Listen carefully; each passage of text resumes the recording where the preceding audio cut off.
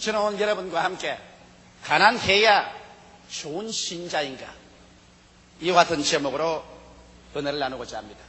언제부터인가 교회는 물질적인 부를 죄악시하고 좋은 신자가 되려면 가난해야 된다, 이와 같은 생각이 꽉 들어차게 되었습니다. 그러함에도 불구하고 교회는 복음 전도를 효과적이고도 광범위하게 하기 위해서는 물질적인 필요가 대단하게 되었습니다. 그래서 교회야말로 자가당착에 빠지게 말하셨습니다. 과연 물질이 죄악입니까?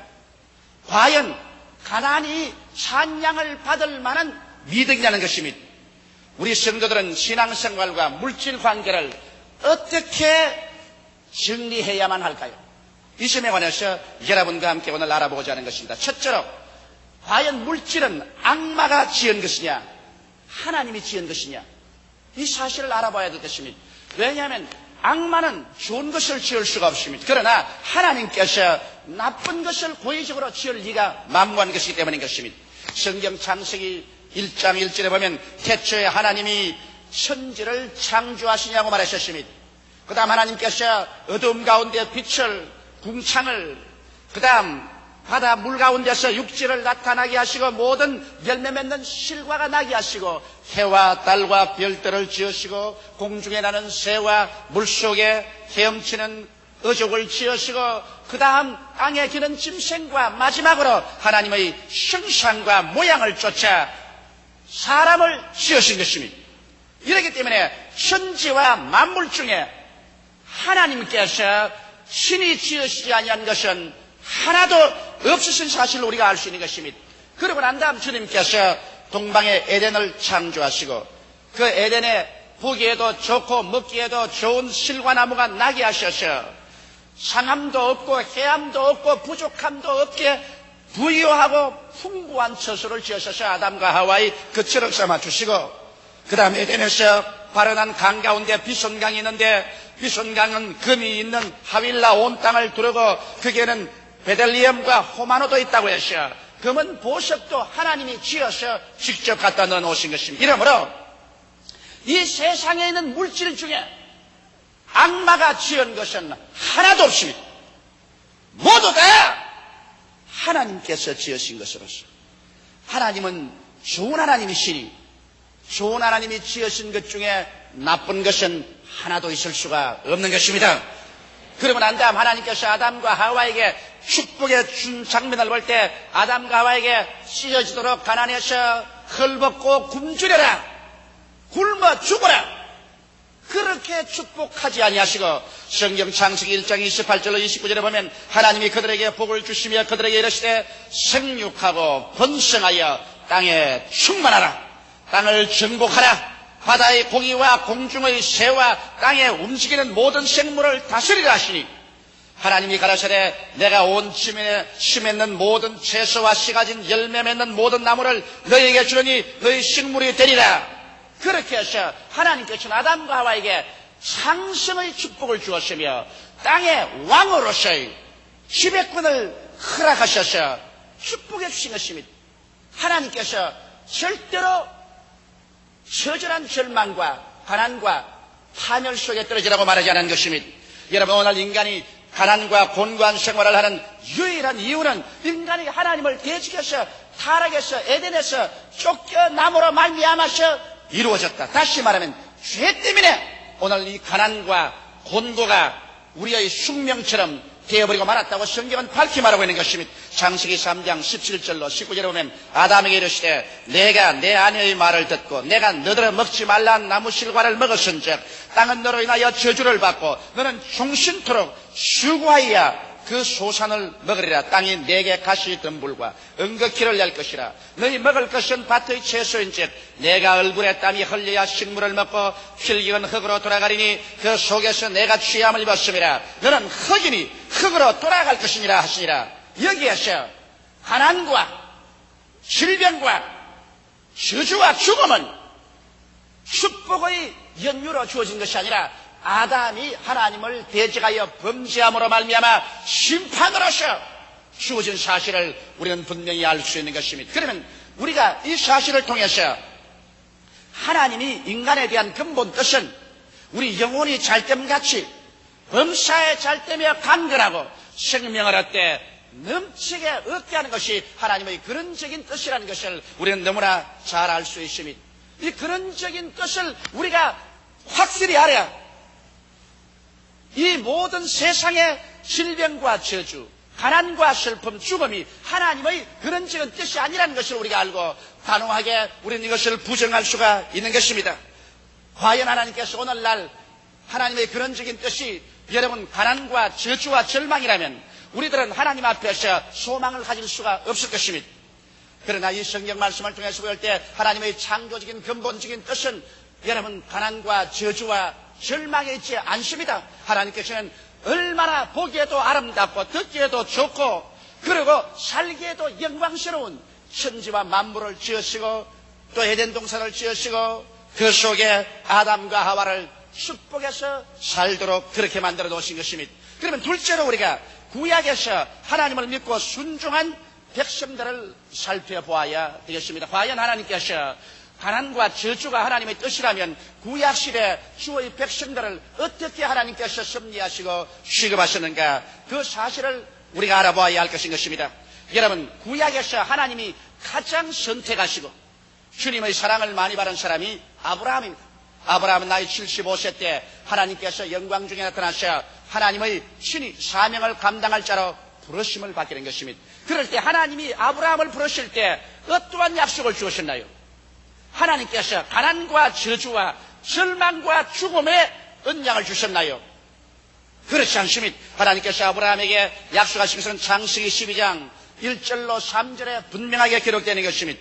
여호와께서 아브라함에게 이르시되 너는 너희 본토 친척 아비 집을 떠나 내가 네게 지시할 땅으로 가라.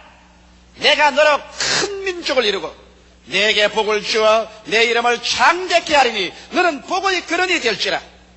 너를 축복하는 자에게는 내가 복을 내리고 너를 저주하는 자에게는 내가 저주하리니 땅의 모든 민족이 너를 인하여 복을 얻을 것입니다. 여기 하나님께서 아브라함을 불러내실 때 얼마나 아브라함에게 창대의 약속을 주셨던지 심지어는 아브라함을 축복하는 사람은 복을 받고 아브라함을 저주하는 사람은 저주를 받을 것이라고 말하고 전국에 가신 아브라함이 온 세계 만민의 복의 근원이 되라고 말한 것입니다. 하나님께서 사람을 불러내실 때 저주하기 위해서 불러내신 것이 아니라 복을 주기 위해서 불러내신 것입니다. 성경에 보면 아브라함과 같은 믿음을 가진 사람은 모두 다 아브라함의 자녀라고 말했는데 여러분과 나도 아브라함이 갈대아 우르에서 부름을 받아 나온 것처럼 우리도 죄악 세상에서 부름을 받고 나왔는데 하나님께서 아브라함은 부르실 때 축복의 언약을 주시는데 우리를 부르실 때는 하나님께서 저주와 절망과 파멸의 언약을 주어서 부를 리가 만무한 것입니다. 아브라함이 하나님의 부르심과 택하심을 받은 것처럼 여러분도 하나님의 부르심과 택하심을 받은 사람들인 것입니다. 하나님께서 여러분과 나를 부르실 때 언약 없이 부르지 아니하시는 것입니다. 이러므로 여러분 성경에는 아브라함과 같은 믿음을 가진 사람은 아브라함과 함께 복을 받느니라고 하셨으므로 아브라함이 출발 때부터 하나님의 축복을 받고 출발했으니 오늘 우리 예수 그리스도를 믿고 아브라함의 자녀로서 하나님께 나오는 사람들을 주님께서 축복의 언약을 주시지 않을 리가 만무한 것입니다. 성경을 보면 아브라함이 애굽에서 나올 때 아브라함에게 육축과 은금이 풍부하였다고 말하셨습니다. 사람들은 말하기를 사람이 육축과 은금이 풍부해서 부자가 되면 이 사람들은 세속적이고 그리고 신앙에는 부적합하라고 오늘날 사람들은 생각하는 것입니다. 그렇다면 아브라함이야말로 가장 신앙에 부족한 사람이 되어야 되는 것입니다. 왜냐하면 그가 애굽에서 나올 때 성경은 분명히 말하기를 육축과 은금이 풍부했다고 말한 것입니다. 그럼에도 불구하고 성경은 말하기를 아브라함은 하나님의 벗이요 그리고 아브라함이야말로 믿음의 조상이라고 하나님께서 말씀한 것입니다.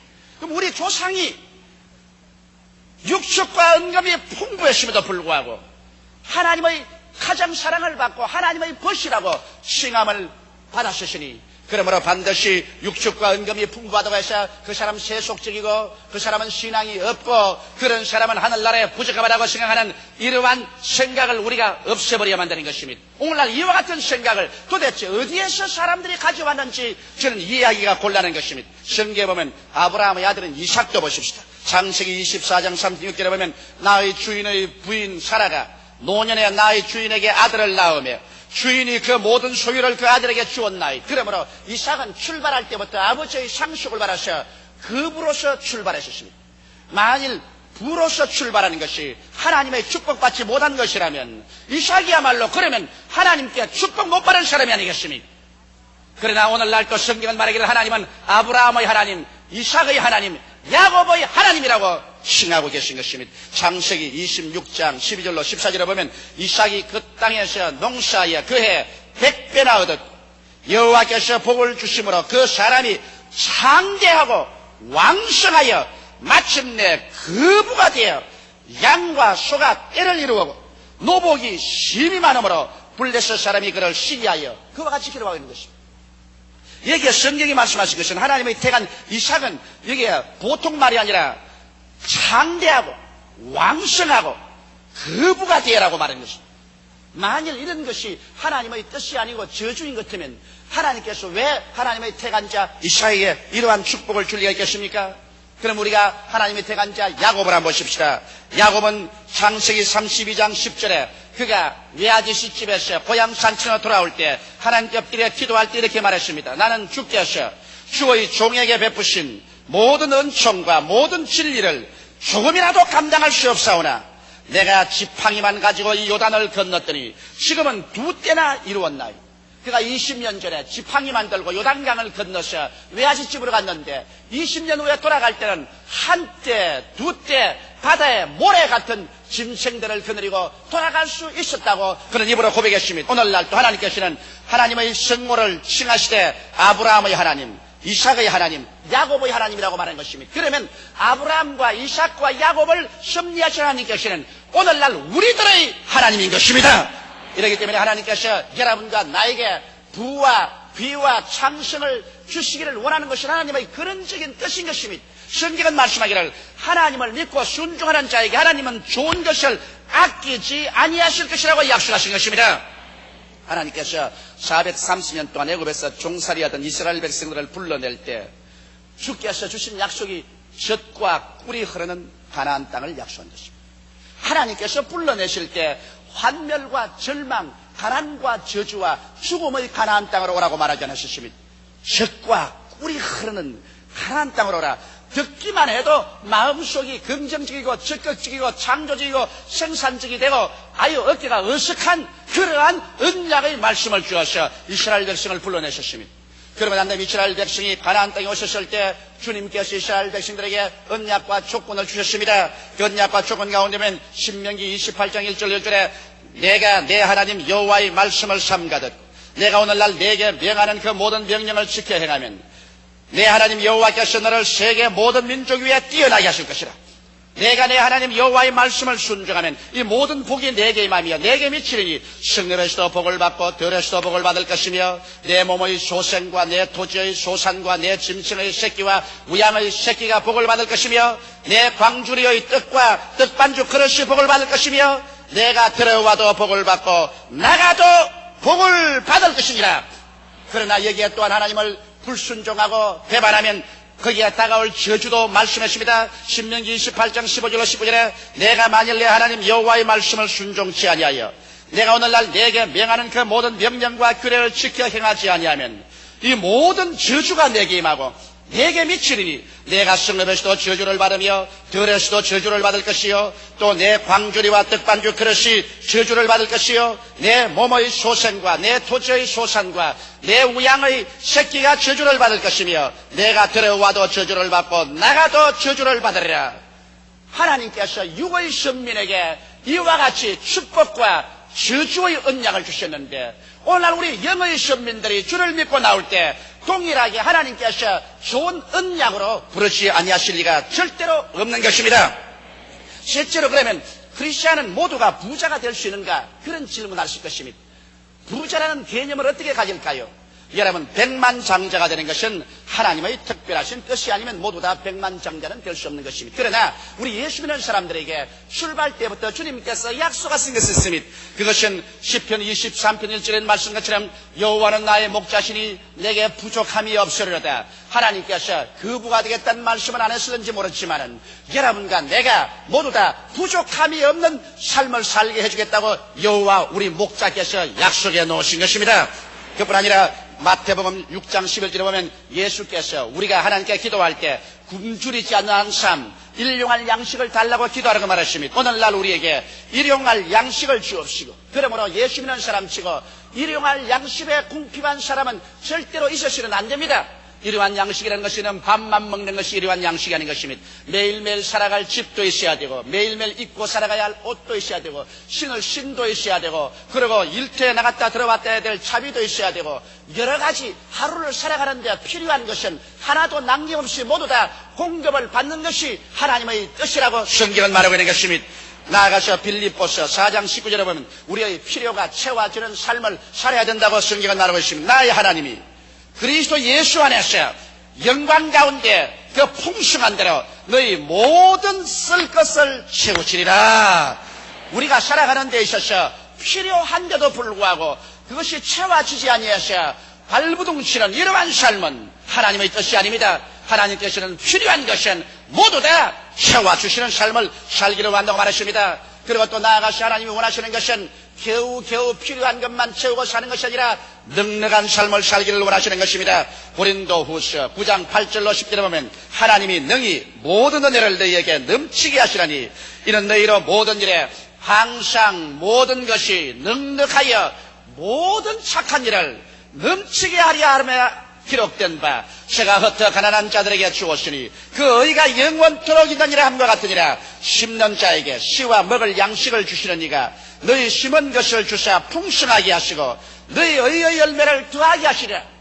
이 성경 말씀 가운데 보면은 하나님께서는 우리에게 항상 모든 것이 넉넉해서 그 결과로 모든 착한 일을 넘치게 하려 하심이라고 말하는 것입니다. 여러분과 내가 아무것도 없으면 착한 일을 할 수가 없습니다.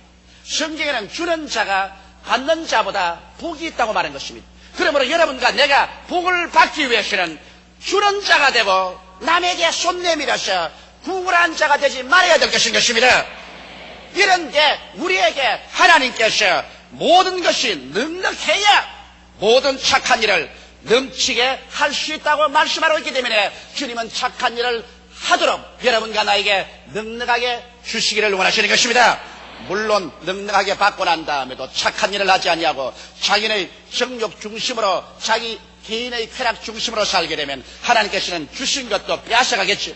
우리 기독교 신자의 근본적인 생활 이념은 주기 위해서 살아야 되는 것입니다. 사랑도 주고 믿음도 주고 소망도 주고 기도도 주고 그리고 내가 넉넉한 가운데 물질도 남에게 나누어 주면서 살아야 여러분 우리의 참된 기독교 신앙생활이 될 수 있는 것입니다. 그러면 넷째로 착실한 신앙생활은 어찌할 수 없이 가난을 폐치해버리고 만다는 것을 우리는 확실히 할 수 있는 것입니다. 왜냐하면 사람들이 여러분 잘 살고 못 사는 것은 그 환경적인 것보다도 마음의 부의 자세에 달리는 것입니다. 독일의 부흥의 아버지라고 말하는 경제윤리학자 아르리스트는 말하기를 정신적인 자원 없이 물질적인 부흥은 있을 수가 없다고 말했습니다. 이렇기 때문에 먼저 물질적인 부를 가지기 위해서는 그 개인이나 국민의 가슴 속에 정신적인 부가 있어야 하는 것입니다. 여러분 유명한 경제학자인 막스 웨버도 말하기를 구라파라 미국의 경제적인 부흥은 기독교 신앙 윤리에 섰기 때문에 이루어진 것이라고 말했습니다. 유명한 감리교 창설자 요한 웨슬레는 말하기를 감리교 신자들이 신앙생활을 착실히 하자 모두 다 부자가 되었다. 그래서 부자가 되고 난 다음 신앙에 열심히 식어질까 걱정이라고 말하셨습니다. 이러므로 우리가 착실한 신앙생활을 하게 되면 자연적으로 가난이 물러가게 되는 것은 그 신앙생활 가운데 부를 가져오는 내적 자원을 얻게 되는 것입니다. 예수를 믿고 하나님 중심으로 서게 되는 사람은 정직하게 살지요, 성실하게 일하지요, 근면하게 일하지요, 모든 생활에 절약을 하게 되는 것입니다. 그러면 정직, 성실, 근면, 절약하는 생활 가운데서 여러분, 부가 축적되지 아니할 수가 없는 것입니다. 술 먹지 아니하고, 담배 피지 아니하고, 도박하지 아니하고, 쓸데없는 육신의 오락 취하지 아니하고, 그러고 난 다음 버는 대로 하나하나 저축돼 나가기 때문에 이러한 사람이 잘 살지 아니할 도리가 없게 되는 것입니다. 그뿐 아니라 우리 신앙생활 가운데는 가난과 저주가 이미 예수 그리스도의 십자가에서 속량되어 있기 때문에 예수를 믿고 나오자 말자 여러분의 생활과 운명에 변화가 다가오지 아니할 수 없는 것입니다. 성경 고린도후서 8장 9절에 보면 예수 그리스도의 은혜를 너희가 알거니와 저가 부유하신 자로서 너희를 위하여 가난하게 되심은 그의 가난하심으로 말미암아 너희로 부유케 하리 하심이라고 말씀하고 있는 것입니다. 사람들은 말하기를 보아라 예수 그리스도도 얼마나 가난하게 살았느냐. 산새도 들 집이 있고 여우도 들 굴이 있지만 인자는 머리 둘 곳이 없다고 해서 일생을 가난하게 살았으니 예수 믿는 사람은 가난하게 사는 것이 미덕이라고 그렇게 말하는데 성경은 그렇게 말하고 있지 않습니다. 예수 그리스도의 은혜를 너희가 알거니와 저가 부유하신 자로서 너희를 위하여 가난하게 되셨다고 말씀하고 있는 것입니다. 여러분과 날 위해서 가난하게 되시면 그의 가난하심으로 인하여 너희로 부유케 하려 하심이라고 말씀하고 있는 것입니다. 이러므로 예수 그리스도의 은혜 가운데는 가난의 대속이 결정적으로 그게 기록되는 것입니다. 이러므로 예수를 믿는 사람은 이 가난의 대속을 받아들여야 되는 것입니다. 예수께서 날 위하여 가난하게 되시기 때문에 나는 예수 그리스도를 위해서 이제 부하게 되어서 예수 그리스도에게 영광을 돌려야 될 것을 마음속에 결심해야만 될 것입니다. 또 나아가서 갈라디아서 3장 13절에는 저주에 대한 완전한 대속이 기록되는 것입니다. 그리스도께서 우리를 위하여 저주를 받으사 율법의 저주의 수레를 속량하였으니 이런 기록된 바 나무에 달린 자마다 저주 아래 있는 자라 하였습니다. 이런 그리스도 예수 안에서 아브라함의 복이 이방인에게 미치게 하고 믿음으로 말미암아 성령의 은혜를 받게 하렵니다. 여러분 아브라함의 복을 아까 읽어보지 않으셨습니까? 아브라함은 물론 그 생애 속에 많은 시련과 환난을 겪었지만 그러나 그는 육축과 은금이 풍부했었습니다. 성경은 패하지 못합니다. 새하늘이 무너지고 이 땅이 변해도 성경은 상대적이 아니고 절대적인 말씀으로 변하지 않습니다. 그런데 성경에 말씀하기를 아브라함의 복이 예수 안에서 이방인에게 미치게 하려 함이라고 말씀하신 것입니다. 이렇기 때문에 여러분과 나는 예수 그리스도 안에서 단호하게 우리 저주를 명예에서 떠나가게 해야 되는 것입니다. 단호하게 저주에서 속량된 것을 주장해야 되는 것입니다. 저주가 오면 여러분은 실패합니다. 개인적으로 실패하고 가정적으로 실패하고 사업적으로 실패하고 여러분의 일생이 낭패와 실망의 소용돌이 속에 빠져들어가고 가시채 휘말리게 되는 것입니다. 그러나 예수께서 십자가에서 여러분과 나를 대신해서 저주를 받으셔 우리를 저주에서 속량했다고 분명하게 약속이기 때문에 이와 같은 약속의 말씀들이 예수 믿는 사람에게는 이제 가난과 저주에서 해방을 얻을 수 있는 합법적이고 당당한 약속이 되어서 이 말씀에 의지해서 눈에는 아무 증거 안 보이고 귀에는 아무 소리 안 들리고 손에는 잡히는 없어도 믿습니다로 나갈 수가 있는 것입니다. 또 나아가서 11조의 언약은 변함없이 우리에게 주어졌습니다. 말라기 3장 10절로 12절에 보면 만군의 여호와가 이르노라 너희의 온전한 11조를 창고에 들여 나의 집에 양식이 있게 하고 그것으로 나를 시험하여 내가 하늘문을 열고 너희에게 복을 쌓을 것이 없도록 붙지 아니하나 보라. 만군의 여호와가 이르노라 내가 너희를 위하여 황충을 금하여 너희 토지 소산을 멸하지 않게 하며 너희 밭의 포도나무의 과실로 기한전에 떨어지지 않게 하리니 너희 땅이 아름다워짐으로 열방이 너희를 복되다 하리라. 만군의 여호와의 말이니라. 만군의 여호와께서 나를 시험해보라고 말한 것입니다. 성경에는 하나님을 시험치 말라고 했는데도 불구하고 하나님은 당신 자신을 자진해서 여러분께 내어놓고 난 다음 날 시험해보라. 너희가 온전한 11조와 큰 물을 내게 드리고 내가 진짜로 하늘문을 열고 축복을 안지 보라. 그 하나님의 축복은 어떤 방법으로 하냐? 내 손으로 하는 모든 일에 축복을 내리겠다고 말한 것입니다. 여러분 우리가 하는 손으로 하는 일이 자꾸만 캥겨 들어가고 망하면 이 길은 장사가 없습니다. 그러나 성경은 여기 말하기를 하나님께서 손으로 하는 일에 축복을 주어서 황충이 들어오지 못해 소산을 멸하지 못하게 하며 포도나무가 과실로 기한전에 떨어지지 않게 한다. 그러므로 손으로 하는 일이 꽤 들어가서 되기도 전에 망하지 않도록 주님께서 보호해 주시겠다고 약속한 것입니다. 이래서 하나님이 같이 계시면 망할 자가 누가 있겠습니까? 이러한 사람은 머리가 되고 꼴이 되지 않고 위에 있고 아래 내려가지 않고 남에게 구워줄지라도 꾸지 않는 사람이 필령 될 수밖에 없는 것입니다.